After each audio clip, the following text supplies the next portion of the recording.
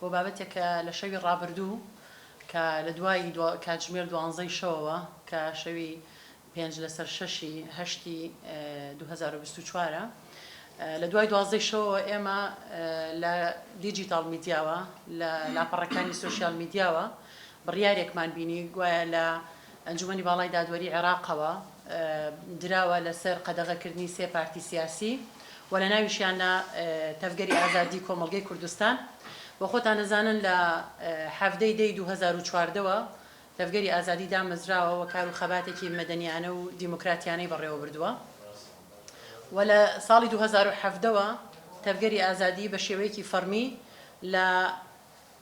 فەرمانگەی کاروباری سیاسی هەڵبژاردنەکە کۆمیسیۆنی باڵای هەڵبژاردنەکانی سەربەخۆی عێراق مۆڵەتی وەرگرتووە و کار و خەباتێکی مەدەنی بەڕێوە بردووە ئەوەی کە بەنسبەتی ئێمەوە ئەو بڕیارەی کە بینیومانە لە ڕاستیدا ئەتوانین بڵێن ئێمە شۆکین بەرامبەر بە پرسێکی گرنگی ئاوا یاسایی کە بە هیچ جۆرێک وەکو تەفگەری ئازادی مخەوەلی تەفگەری ئازادی پارێزەرانی تەفگەری ئازادی بەڕێوەبەرایەتیەکەی بە هیچ جۆرێک ئاگادار نەکراوەتەوە هیچ تەبلیغێک بۆ ئێمە نەهاتووە کە گوایانی دۆسیەیەکی یاسایی لە بەرامبەر ئێمەدا هەبێ و مافی بەرگری لە خۆکردنمان پێدرابێ باوەڕی تەواومان بە سەروەری یاسا هەیە بەڵام لەم بڕیارەدا نیشانەی پرسیار کەوتوتە ژێر دادگاکانی عێراقەوە کە ئەم بڕیارە چۆن درا و ئەگەر بۆ تاکێکیش بۆ شخصێکیش ئەگەر تۆمەتێکی لەسەر بێ بە دڵنیایەوە مافی بەرگریکردنی لە خۆی هەیە مافی هەبوونی پارێزەری هەیە بەڵام ناکرێ هێزێکی سیاسی فەرمی کە چەندین ساڵە لە باشووری کوردستان و عێراقدا کار و خەباتەکات بە هیچ جۆرێک کارێکی نایاسایی نەکردووە و نەک وەکو پارتێکی سیاسی بەڵکو ئەندامەکانیشی تا ئەم ساتەی کە ئێمە لێرەین و ئەم بڕیارە گیراوە هیچ ئەندامێکی تەفگەری ئازادی لە هیچ پێشێلکاریەکی یاساییدا بەرکەوتنێکی نییە هیچ لادانێکی یاسایی نییە تا ئێستا هیچ تۆمەتێکی یاسایی ڕوبەڕووی هیچ ئەندامێکی تەفگەر و کاروبارەکانی تەفگەری ئازادی نەکراوە بۆیە ئێمە ئەو تۆمەتانەی کە بۆ تەفگەری ئازادی دروست کراوە بە هەموو جۆرێک ڕەتەکەینەوە و بە هیچ جۆرێک ئەم بڕیارە یاسایی نییە پێشێلکاریەکی گەورەی قانونیە بۆ خۆشتان نەزانن عێراق ئێستا لە بارودۆخێکی هەستیاردایە و لەژێر فشارێکی زۆردایە لە بارودۆخێکی بەم جۆرەی کە عێراق تیایدا گوزەر دەکات بڕیارێکی بەم شێوەیە گورزێکی کوشندەیە لە یاسا گورزێکی بەهێزە لە دیموکراتیەت لە ڕاستیدا بۆیە ئەو تۆمەتانێک کە ڕوبەڕووی تەفگەری ئازادی کراوەتەوە بە دڵنیایەوە ئێمە ڕەتیانەکەینەوە و بۆ ئەمانە بەڵگەمان هەیە و هیچ بەڵگەیەکیش لە بەرامبەردا نییە ئێمە بە تەحەداوە ئەیڵێن لە بەرامبەر یاسادا ئێمە ئامادەین ئەگەر هەر بەڵگەیەک هەبێ لەوەی کە تەفگەری ئازادی هیچ سەرچاوەیەکی دارایی لە دەرەوە نەک لە دەرەوە لە هیچ هێزێکی سیاسی کوردی غەیری کوردی ناوخۆیی عێراقی نێودەوڵەتی هەرێمی دەسەڵاتی ناوخۆیی لە هیچ شوێنێکەوە تا ئێستا لە دینارێکەوە بۆ هەر چەندێک بە هیچ جۆرێک تەفگەری ئازادی پاڵپشتی دارایی لە هیچ شوێنێک وەرنەگرتووە جگە لە میلەت نەبێ جگە لە ئابوونەی ئەندامانمان لە ناوەوەی وڵات و دەرەوەی وڵاتیش تەفگەری ئازادی خاوەن ڕێخستنێک و جەماوەرێکی بەرفراوانە لە دەرەوەی وڵات خەباتی خۆی هەیە لە ناوەوەی وڵات خەباتی خۆی هەیە و ئابوونەی ئەندامانی و ئەو کەمپینەی کە زۆرێک لە ڕەنگە تەنانەت ڕاگەیاندکارانی ژەو ڕاستیە بزانن ئێمە ساڵانە مانگێکمان هەیە بۆ کەمپینی هاوکاری و کۆکردنەوەی هاوکاری لە دۆستان و وڵات پارێزان و ئەو بودجەیە بەشی ساڵانەی ئێمە دەکات ئەمە بۆ خۆی هەر کەسێک نەزانێ لە ڕاستیدا کۆمیسیۆنی باڵای هەڵبژاردنەکانی عێراق کە بەشی پارتە سیاسیەکانی هەیە بۆ خۆشی ئاگادارە و ڕەنگە تاکە هێزێک بین کە سەرچاوی مادیمان زۆر شەفاف بێ و داهات و خەرجی و هەموو ڕێکارەکانمان بە شێوەیەکی یاسایی لە بەردەستا هەبێ و بتوانین بەرگری لە مافی خۆمان لەم بارەیەشدا بکەین لە ڕاستیدا بە باوەڕی ئێمە ئەو بڕیارێکە گیراوە لە بەرامبەر بە مەبادیئەکانی ئێمەیە پرەنسیپەکانی ئێمەیە بڕیارەکانی ئێمەیە کە لە ڕاستیدا ئێمە شانازی بە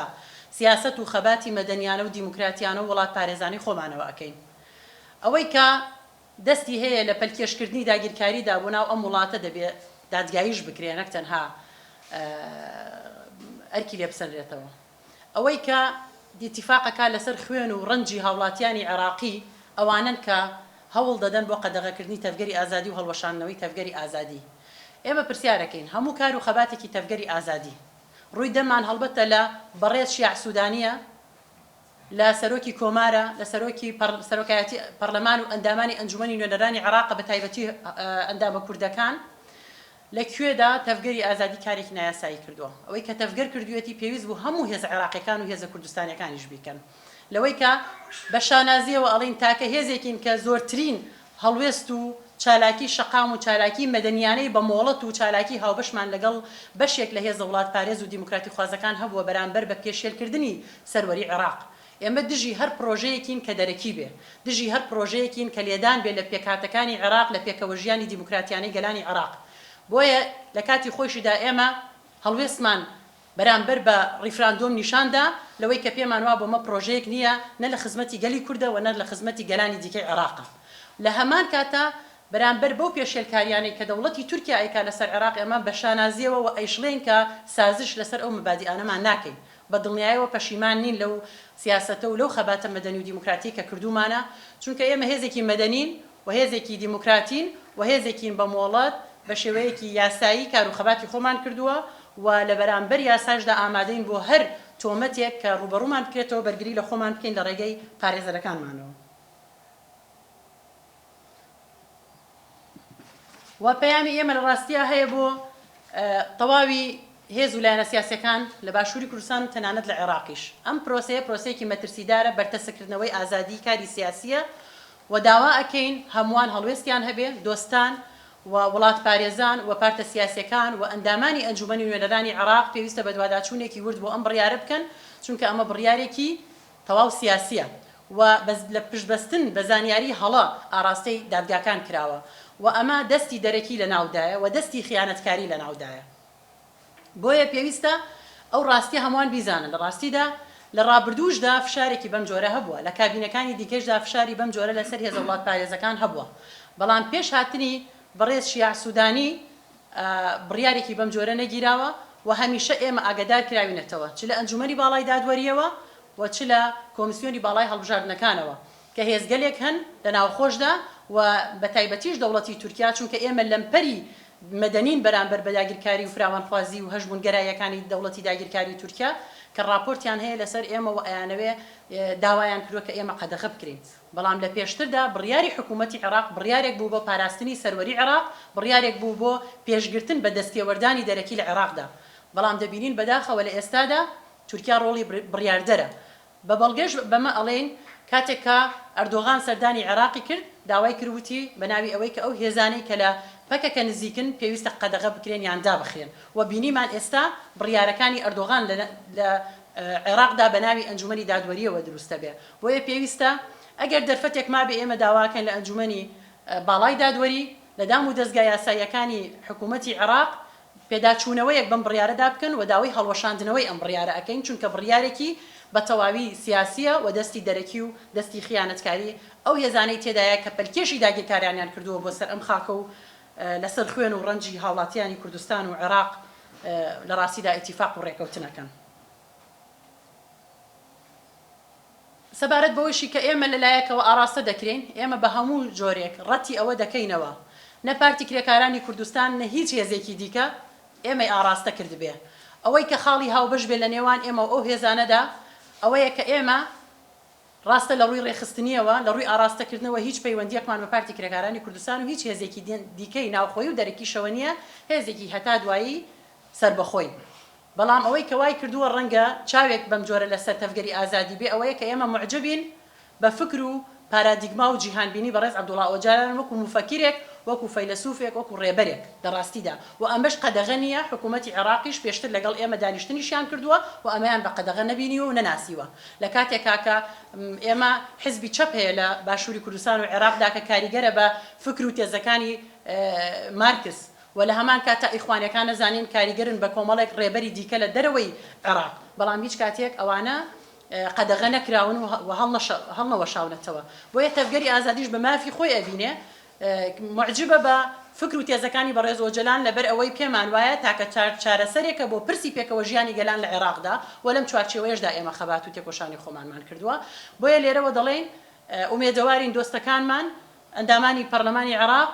و لایەنە سیاسیەکان و ئەنجومەنی باڵای دادوەری و هەموو ئەو دام و دەستگای یاساییانەی کە هەن